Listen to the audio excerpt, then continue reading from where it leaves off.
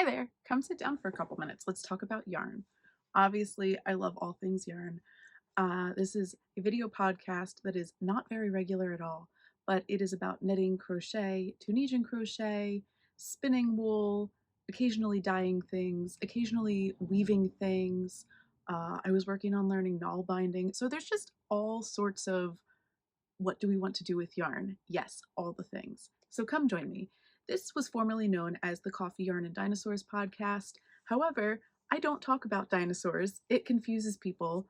I don't talk about coffee, and really all I talk about is yarn. So, um, and it doesn't work very well to call it the yarn podcast. So I do need help picking a new name for this podcast, and I haven't come up with anything super brilliant. So if you have any suggestions for how I should rename this, let me know. Top contenders are currently just Orchard House Editing Podcast, but I don't usually talk about editing.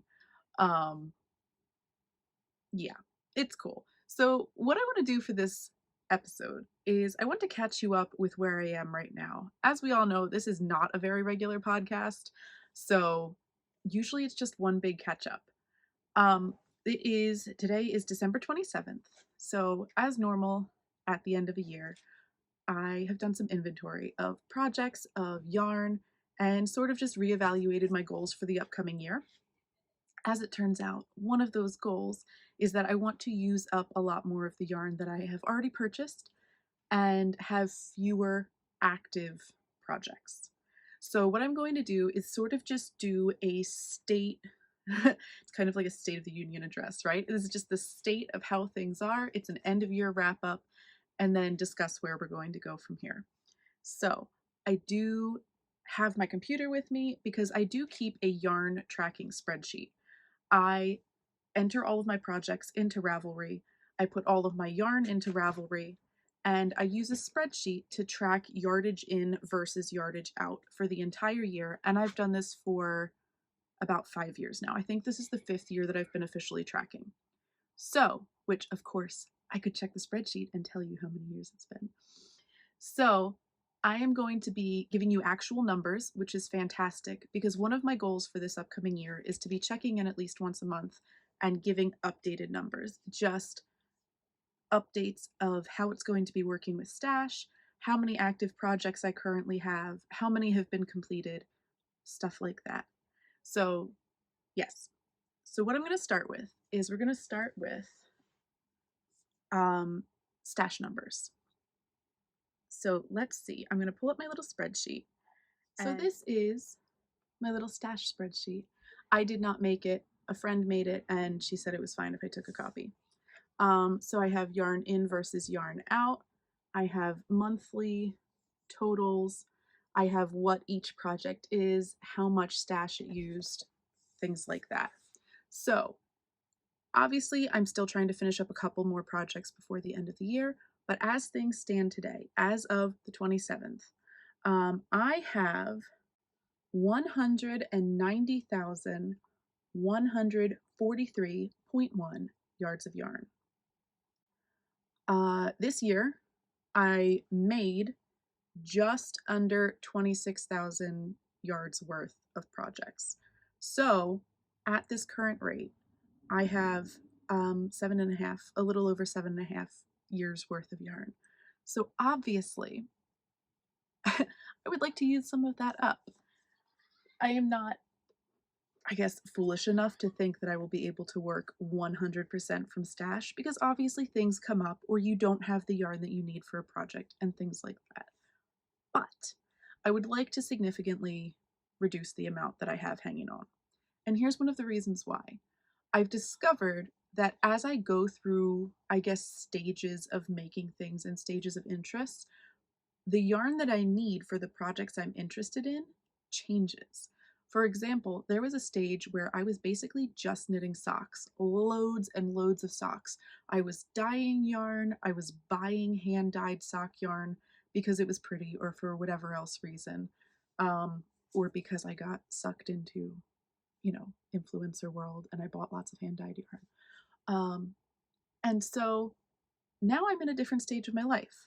Obviously, you can see from the giant rolls of acrylic yarn, but there's also you know, knit picks, or oops, I'm reaching the wrong direction, yarn that I could dye, or acrylic, or this is my giant cubby of hand spun yarn, or yarns that are hand spun-ish, or this is indie dyed yarn. So I have a little bit more of a varied taste now instead of just skeins of sock yarn.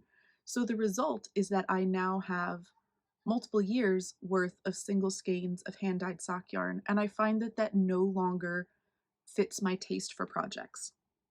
So part of the reason that I want to use the stash that I have is so that I'm not holding on to projects or materials that no longer suit my needs. So, yes. Let's begin with projects I've recently finished, shall we? Um, I made a ton of projects. I'm not going to show you all of them because some of them have been gifted. Actually, a lot of them have been gifted. But I am participating in the Indie Design Gift Along, as I have been for the past like 10 or 11 years. And one of the benefits of the Indie Gift Along is that designers get to experience and make patterns that are not their own. So, for example, during most of the year, because I am a tech editor, I edit other people's knitting and crochet patterns. A lot of times I see the patterns, but I don't really have the time or the focus to be able to make the patterns that I want to make. Or the other part of the time, I'm writing my own patterns. And so, once again, I'm not really looking for or making other people's patterns. So, the Indie Gift Along has a no self promotion rule, which I personally think is really cool because it means that you are relying on community to have other people promote your work, but also you get to sort of feed into that community by setting the example of promoting other people's patterns. So, one of the projects that I made this year are these cool socks. These are called Cam's Camping Socks, and the pattern calls for an Aran weight yarn. I did not have a sufficient quantity of Aran weight yarn. So, this is worsted weight yarn and a strand of fingering weight held together. And I love the visual result. Let me show you the two individual yarns. So, these are the two yarns. This is Yarn Cafe Creations Mocha Worsted, and this is Little Fox Yarn, one of their sock yarns. I love this skein. I have been holding on to this for a really long time. I just think it's so pretty. So what happened is I had two skeins of this worsted, one skein of the fingering weight, and I held them together, and the result is this really, really pretty variegated. Like I just think it looks so cool. The colors look so good together. So these are for my eldest son, whose feet are now just a little bit bigger than mine. And he always steals my socks. So I said to him, now that your feet are a little bit bigger than mine, let me make you socks that are yours and you can just have them. Because he's been close to my size for a couple years now, so he would just take my socks. But now these are his. So these used just over 100 grams of worsted weight and 50 grams of fingering weight. So I was correct that I did not have enough. I wouldn't have been able to make the full pair of socks with just the one skein of Aran weight that I had on hand. So it's a good thing that I decided to do this. So that is the first pair of socks. That's the first project. I need to find somewhere to put this. I have a whole pile over here of projects and yarn and things that I want to show you because I want to get this on camera for, you know, stash use stuff. Okay, I'm going to put this over here and then we'll continue. The next project that I finished, which I actually just finished today, is another pair of socks for my friend. So I have a friend who has really cold feet all the time. She always says that she's so cold, she's so cold. And I knit her a pair of socks. And then my other friend was, you know, admiring them and went, oh, socks, hand knit socks. And so I knit her a pair of socks. And the third one did the same thing. So this is the third of 3 pairs of friend socks that I have knit this year. And I really enjoy making things as gifts. I love giving gifts. Which is funny because for someone who loves giving gifts so much, I end up keeping a lot of my projects. So these are the socks that I made for her. Stacy's a very earth tone person. She doesn't like super bright. You won't see her wearing super bright stuff. And she also doesn't usually go for super crazy patterned. So these are just my scrambled socks. They're just afterthought everything, which means that I knit the whole foot. Actually, I did them toe to toe. So I started toe up and I knit all the way up the foot, continued knitting the foot down to the other toe, and then I cut in I split it in half and cut the sock to do the heels and the cuffs. So these will go to her probably in like a week. Yeah, and that'll be that. So I don't usually like stockinette socks because, to be honest, I just find them really boring. I think because you can't really see the visual progress. In a patterned sock, even if it's just basic lace or basic cables, you can pretty easily see the progress because you do something like knit 4 rows and then make a cable, or you're alternating plain rows and lace rows. So you can very easily see how far you're getting. And with stockinette, even if it's self-striping, like this isn't self-striping, but it did micro stripe. Even with this, I was just like, can I be done yet, please? I like her. I'm happy to make her what she'll wear, but can I please be done because I'm getting bored. So these are done, and that's a good thing. Let's see. Oh yes, another project. I want to say I finished it maybe a month ago, probably in the middle of November, is this. This is one of only 2 patterns that I published this year. This is my Melder shawl, and it is a crocheted border with a knitted body, and I love it very, very much. I tend to wear it. Whoa, I'm like strangling myself. I tend to wear it just as a scarf like this, and this might get arranged to the outside so the shells are pointing out, but I tend to just wear it as a scarf like this. I did 3 sample sizes of it. I'm not going to show you all 3 of them, but this is the really long one. There's a shorter one, and there's a deeper version also. But I had so much fun with this border, and I super duper love it. And I also like just combining the knitting and crochet together. I have been wanting to publish a knitting and crochet fusion pattern for a really long time, and I constantly get told that there's just no market for it because people do one or the other. And I'm finding that that's not true. When I published this, a number of people were really excited for a fusion pattern, just like I am. I get really excited when I see other people publish fusion patterns. So I'm pretty stoked, and I'm starting to see on social media, I think, a little bit more of a trend in that direction, that people don't want to be just knitting or just crochet. They want to learn more skills and learn all the skills. So, yes, I liked it enough that I made 3 of them and then made myself keep going on to something else.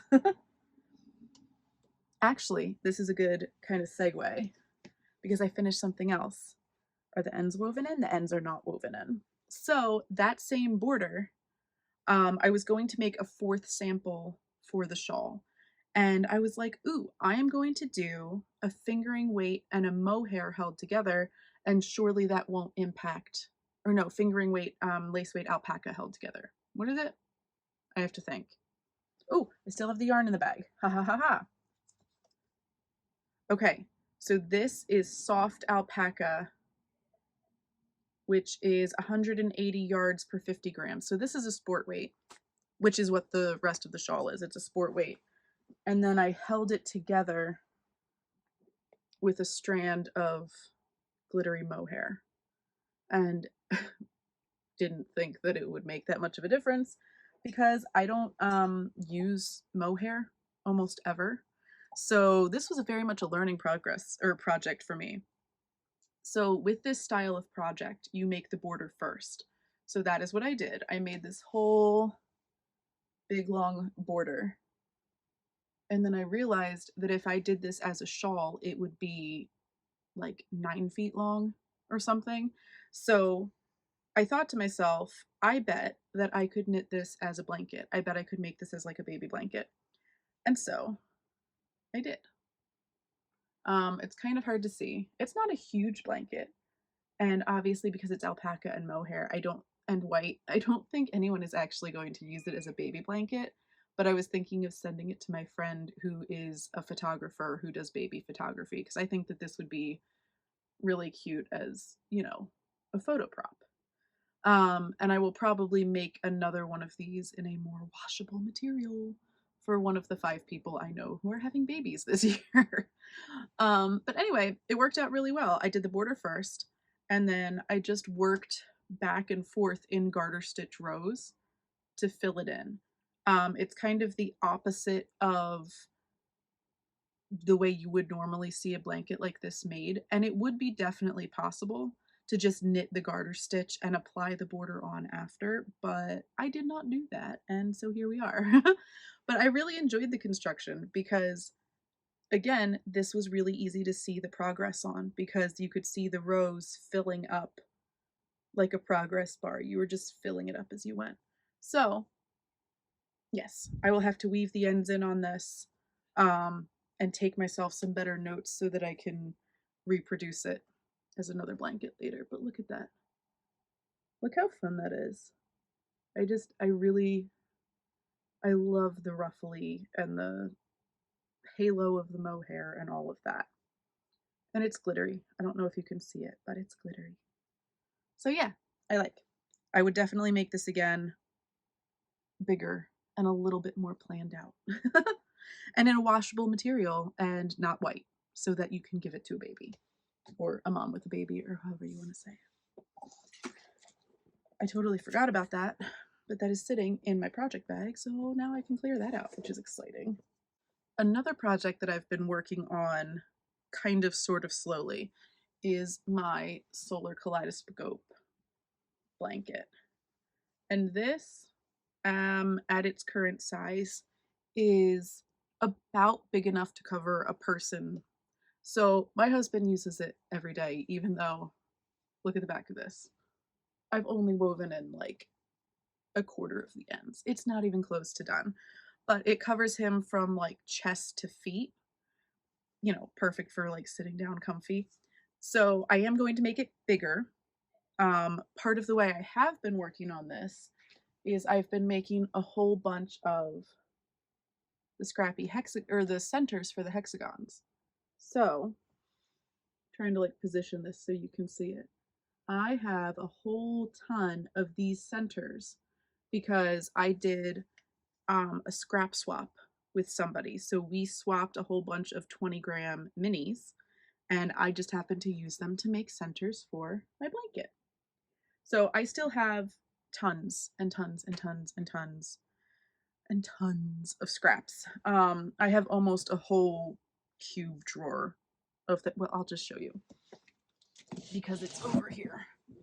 I consolidated all of my scraps that I had sitting in one place, and there's everything from 20-gram swaps to this is 50 grams left over from those socks I just made, and I have a whole bunch of little dinky scrappy bits that are maybe 2 grams each, if anything. And this whole cube is full of scraps. So I will have a lot of scrappy projects that I'm working on this year, which is sort of good timing because I have multiple scrappy projects that are already started. So the solar kaleidoscope blanket is one project. You can see me moving and arranging all of the stuff as I go. So there's the minis. And this little container, these are rows of 30. So I have 30, 60, 90, and that's about halfway full. So I probably have about 100 of these central hexagons that are ready to join. And I just keep this little tray next to my bed so that if I feel like making a couple of circles, centers. See, they're just little centers. They're just little puffy thingies that are ready to get joined. So I have them, and it's pretty to look at all the colors. This is another one of the scrappy projects that I've been working on. Oop, the hook is still in it. Hang on. So this is, again, it's not super wide. Oh, there we go. I can back up a little bit and show you. Not super wide, but you know, just stripies. I measured and I figured out that every row across takes 4 grams. So if I want to do, oh, there's dog hair on here because the dog walked past me and I just put this on my lap. If I want to do this striping sequence, I would need 20 grams for each of this color and then 8 grams for this. So that works out pretty well with kind of the mix I have in that bucket of having some larger skeins and some smaller skeins. And so I can just work through, and I use, let me see, 1, 2, 3, 4, 5. Yeah, so I'm using like 40 grams total here and another 8 grams there. And I really just, I enjoy the pattern. So yeah, this was started, Solar Kaleidoscope is my oldest project that I have started. I started that in the beginning of 2020, I think. This is the great thing about having my computer next to me. I can just pick it up, and because I'm logged in to Ravelry, I can just pick it up and check. So Solar Kaleidoscope, I started in May, it's May 10th of 2020. And one of my goals for this year is to finish or frog any project that was started before 2024. So I'm going to give myself leeway on the 2024 projects because I just started them all willy-nilly. But anything that was started before 2024, I want to get finished or frogged by the end of 2025. So I'm not leaving projects languishing as I have been, because we all have that tendency to start shiny new projects that are fun and then kind of just leave unfinished the ones that, you know, maybe this is too big to take along now, and I'm not going to haul an entire bin of scraps with me. So this isn't a travel project. And this isn't really a travel project unless I bring the minis with me and I'm just making centers. This is another one I'm going to show you. That's a sweater. I have 2 more sweaters. So I have a tendency, I've noticed, to start large projects like blankets and sweaters and then stop working on them when they get too big to carry around. So I'm going to just focus on working them down one at a time and then not start more until I have completed the previous projects of that type. So if I want to start a new blanket, I will need to finish blankets that I'm already working on. I haven't decided yet. I think scrappy projects like this that are ongoing might be an exception just because I am continually working through leftovers. Or maybe not, because now I have such a huge bucket of scraps that I don't really need to wait on leftovers from other projects. But definitely for sweaters, especially if they're for myself. I currently have 3 sweaters started that are for myself. And most of them are, 2 of them are just at points that I need to make decisions, design decisions, and I haven't been wanting to. So they're off to the side. Which actually, now is a good time to show you those. So the first one is just a very basic double crochet yoke. And this is the solid yoke version of my Mana top. And the sleeves are going to be a little bit bigger than usual, which is why there's that extra space for it to sort of pull in like this. But you can see I'm at the spot that I need to divide the sleeves off. And what I'm trying to decide is if I want to attempt to crochet bust darts. I need them, but what I'm deciding right now is how I would want to make the patterning work. So this is double crochet in turned rows, which I did on purpose. So I'm doing 1 round one way and 1 round the other way, with the thought that I wouldn't need at some point to put bust darts in and I could work back and forth in rows. One of the problems with that is that double crochet is a pretty tall stitch, and this is worsted weight with a 5.5mm hook.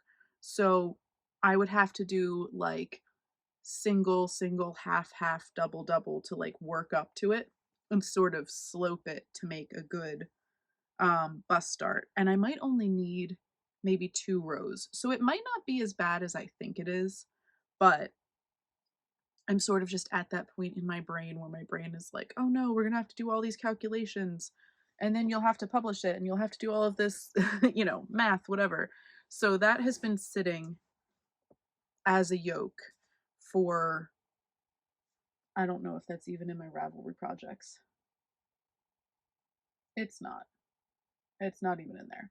That's been sitting for so long purely because I'm mentally stuck.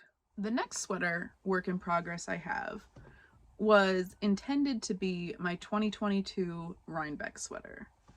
This is just a bottom up. This has no shaping at all. So this is to the point to the underarms.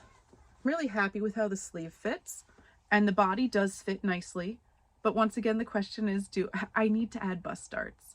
So I need to calculate them and just be okay with the fact that they will not quite be in pattern. And then I have to decide. So I was thinking that maybe I would just make this a drop shoulder sweater because I'm being lazy and I don't I don't really want to calculate raglans right now, but I might. I can. I know how to do it, but do I want to? Yeah, I don't know. So we'll see. I have both sleeves made. So I have 2 sweaters that are the opposite points, right? This one has the body and the sleeves and just needs the yoke, and the blue one has the yoke and needs everything else. Go figure. But the fabric on this one feels really, really nice. It's a worsted weight on US 9s.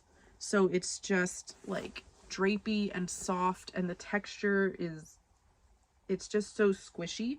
So this one I'm really motivated to finish because I actually want to wear it. Some of the other projects I have on hand are because I want to enjoy the process of making them, but this particular project I just want to wear it because it feels really nice to me. Which is why I'm saying I might just make it drop shoulder so that I can get it done and wear it and worry about calculations later. We'll see. We'll see. The third sweater that I have started, which has also seen no progress in a really long time, is the, I want to say maybe it's called Deep Winter Coat by Wool and Pine. So this looks really small, but it does actually fit because it's meant to be more of a fitted coat. And it's got this gorgeous, gorgeous cable that runs all the way down the back, and it goes down the front panel as well. And it's super duper pretty and I love it. And I totally want to wear this also. It just requires a decent amount of focus because the rows on the cables don't match up.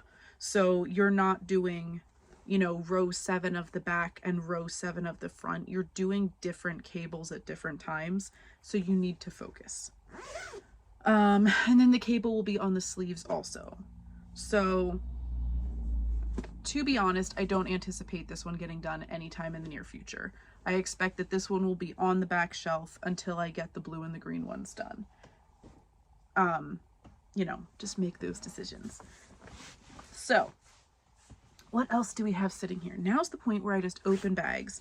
Oh, this is the shawl / blanket situation that I showed last time. And this, no progress at all has been made on this since the last time I showed you. This is like sport weight cotton, and it's just an ever expanding square. So I don't know if I would consider this a shawl or a blanket. This will probably end up as a baby blanket for one of the summer babies that's being born. It's pretty. I just got bored. That's all there is to it. I just got bored. Let's see. Let's open this and see what this is. Oh, okay, cool. This is a recently started project, which should also be completed in the near future. This is the Deal Shawl by Marika Van Bommel, or Marika, not sure. I think Marika. And it's a pretty simple Tunisian crochet shawl. It's her first pattern, and I edited the pattern for her, and I just wanted to support her and make her pattern. And I am making this as part of the Fasten Off Yarn Along, which is another end of year making event, which you would have heard about in my newsletter, but at this point there's like 3 days left of the event. So yes, that's just a quick project that you will definitely see finished next time, because I will be finishing it before the end of the event, and the event ends New Year's Eve. It runs through the end of the year. Let's see. Oh, okay. So this, I have 2 projects in one bag, and this is a second mitten that I need to make. So that's just a second mitten. That's just going to go on the finish list. There's nothing crazy to show there. And this is a bag project that I started, a crochet bag project. And I started it over the summer, and I think the fact that it's winter is probably why I'm not currently working on it, because I am just not super duper motivated to make a crochet lace like tote bag. So I'm putting this also just back in the bag, and I think this will wait until spring. I really like the motif. I really like the patterning. I just have no desire to work on a lace cotton bag in the middle of December. So there's that. You'll see a couple of motifs repeated in my projects, because I tend to get really excited about a crochet motif or a knitting stitch, and I just want to put it on everything. And I try to space them out when I publish the patterns so you guys don't get bored, but it's not always possible. Let's see. Oh, okay. This is that one's still in progress, I think. Let me get out one that's completed. This is the single square version of that blanket that I was making, the pink and blue expanding square blanket. So this is a really cool non-superwash milled yarn, but my original plan, I wasn't sure what I wanted to do with this. I was thinking of maybe making a blanket, because apparently all I do is make blankets, or I was thinking of taking the squares and putting them together and making like a cardigan, letting it tessellate. But I don't know. I don't really know if I want to do that. So the end result is that I have I have a whole stack of them in here. 1, 2, 3, 4, 5, 6, 7, 8, 9. I have 9 of these already made in like this gorgeous sport weight undyed yarn. And once again, I need to make decisions, so they're just sitting here. This is 100% a texture project. I make these because I really love the squish of the yarn, but I need to decide what I want to do so I don't, just end up with piles and piles and piles of squares, because I don't know that I really want to make a sport weight blanket. I do have, let's see, I can see 1 more skein of it up here, and I think 2 more at the bottom. So I have 3 more skeins of that yarn, plus the ball that's in here that's currently wound up. So I probably have 400 grams more of this yarn. So I have a decent amount. So my current debate is whether I would maybe make these squares the back of a sweater, make it like a back lace panel, and then crochet the sleeves on. That's one option, like crochet the sleeves and the front. So I don't know. This is another back burner project that is either a blanket or a sweater, and who knows what it'll turn up to be. Up next, to everybody's surprise, is another blanket. Oh. This is a blanket pattern that I never published because it's super simple, and to be honest, it didn't get a whole lot of interest. I showed pictures of it. It was, I had yellow for like the flowers, and then gray for this part, and people were like, yeah, blanket. So I went, cool, fine, no problem. I will not spend the time and effort of getting it edited and going through the testing process and all that that entails if this is kind of just yeah, and I like it and nobody else does. So this is going to be for my daughter. I have like 3 blankets started for her because apparently liking her and making blankets coincides, and I end up starting multiple blankets for my daughter. So that's that.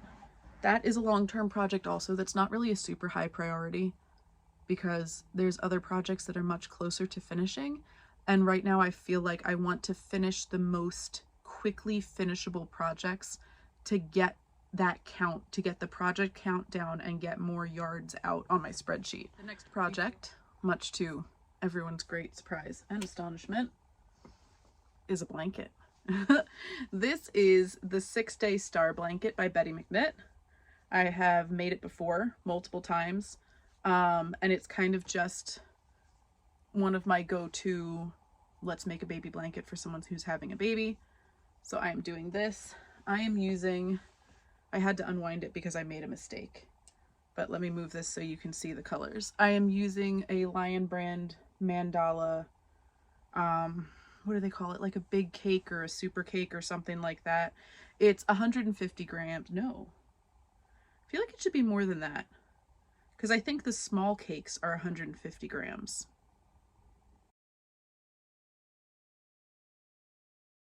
And it's 300 grams. So you have just under 1,200 yards of yarn to make a blanket. And it's, they call it light worsted, but I would say it's a DK. It's a number 3 on the side, and that much yarn in 300 grams. I would say that this is a DK weight. So, I started this because there was a point on TikTok where somebody made this pattern and was like, it's full of errors, it's impossible to make, it's the worst pattern ever. And I kind of went, I've made this twice, so let me just try it again and see what happens. And I did find a couple of errors in the pattern, but it's not unmakeable. So yeah, so now I'm gonna keep going and finish it because I was enjoying making it. And the last project I have to show you is a blanket. This is why I need to have the rule about how many projects of what kind I can have at once, because apparently I just start blankets and blankets and blankets and blankets. Now this one is also for my daughter, and it's getting pretty nice and big at this point. Let's see. Can I reach both of the corners? No, I can't reach the corners anymore. So that's pretty cool. So this is pretty huge. I was going to make this like bedspread sized for her. I was going to make this so I could put it all the way on. She has a twin size bed. And I probably almost could, because from the bottom here, you can't see my arms. I'm touching across the bottom. This is the starting point over here, and it goes on the bias. And this is the other corner. And I'm 5.5 feet tall, so that means this blanket is currently 65 inches across at the bottom. So this is probably almost the point that I could stop increasing and start working vertically. Yes, I'm aware that this is like bright neon rainbow clown barf blanket, but she loves it. And she chose the yarn, which is Red Heart Super Saver Stripes, and the colorway is Favorite Stripe. She chose it. It's bright, it is perfect for her personality, and I love it. I think the stitch is perfect for it. I think that I don't know, just the texture of the stripes, I think it works really well for the yarn, and it's nice and dense, which is a nice feature of Corner to Corner. So this has been underneath my desk in the box that the yarn came in, also for months. So I'm using an eye hook, by the way. I don't know how much further I'm going to increase, but I don't want to lose momentum on that either. So yay. We've reached the end of me dragging out all of my projects. I think one of the benefits of this is that when I see all of the projects pulled out, I get a better sense of what I actually want to work on and what I'm kind of feeling like I don't want to work on. So, for example, I don't really want to work on that woolen pine sweater, which means that I'm now going to sit here and think to myself, you know, maybe I'll just frog it.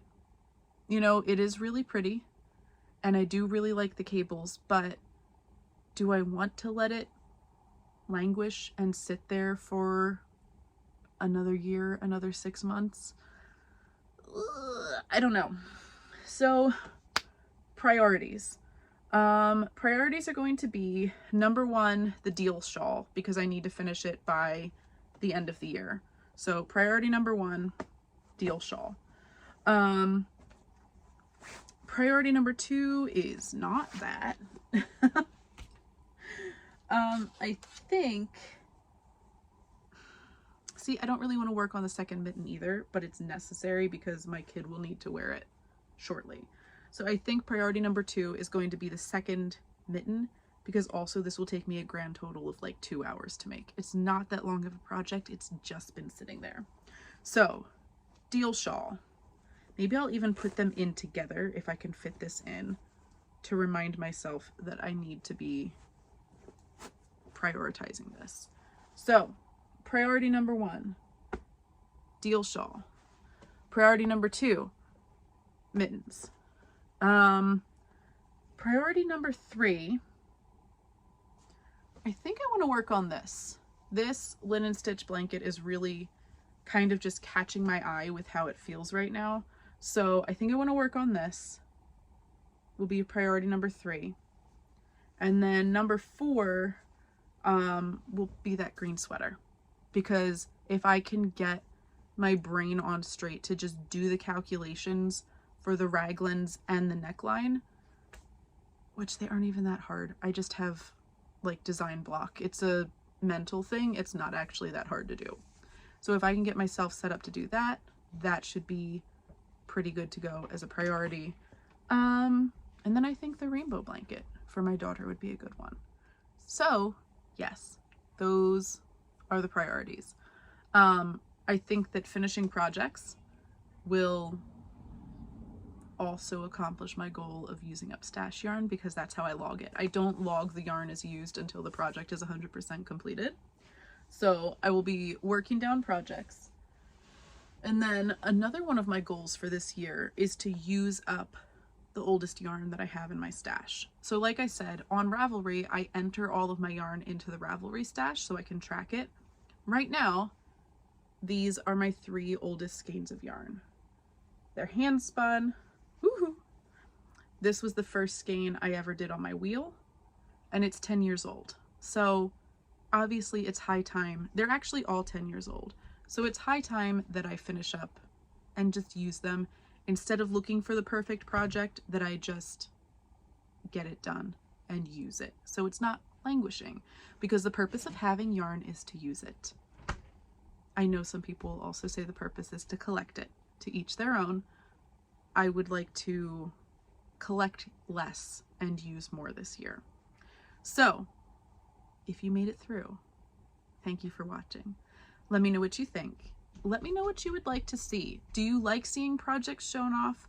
Would you like them talked about in more depth? Would you like to see more spinning, uses for hand spun yarn? Do you want to hear about design processes, about editing? Whatever you're curious about, I would love to hear from you. Thank you for watching. Bye.